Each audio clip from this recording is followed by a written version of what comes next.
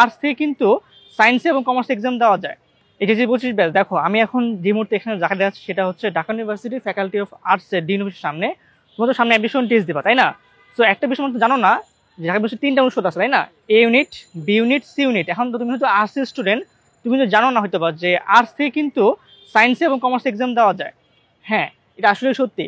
তুমি যদি দেখো যে প্রতি বছর বি ইউনিটে মানে আর্টস থেকে বি ইউনিটে যে পরিমাণ অ্যাপ্লাই করে, কিন্তু আর্টস থেকে এ ইউনিটে বা সি ইউনিটে কিন্তু বেশি অ্যাপ্লাই করে না, কারণ কেউ জানেই না যে আর্টস থেকে এ ইউনিটে এক্সাম দেওয়া যায়। সো এই জন্য আজকে আমি এখানে আসতে করে মনে হয় যে একটু শেয়ার করা উচিত। সো এটা আগে তুমি মেনশন রাখবা, তুমি যদি আর্টস স্টুডেন্ট হও তুমি কিন্তু আর্টস থেকে এ ইউনিটে সায়েন্স এক্সাম দিতে পারবা, এবং তুমি কিন্তু আর্টস থেকেও কমার্স এক্সাম দেওয়া যাবে। সো তুমি কিন্তু এখন থেকে এগুলো জেনে রাখবা। তুমি যদি ইউটিউবে থাকো, আমাদের ইউটিউবে প্লেলিস্ট আছে, আমাদের ইউটিউবে কন্টেন্ট আছে বা ফেসবুকে ভিডিও আছে, তুমি জানতে পারবা যে এখানে আসলে আর্টস থেকে কিভাবে ইউনিট এক্সাম দিব, কোন কোন বিষয়ে পড়তে হবে, কত মার্কের এক্সাম হবে, লিখিত আছে কিনা, কোন কোন বিষয়ে প্র্যাকটিস করবো বা কিভাবে নিব।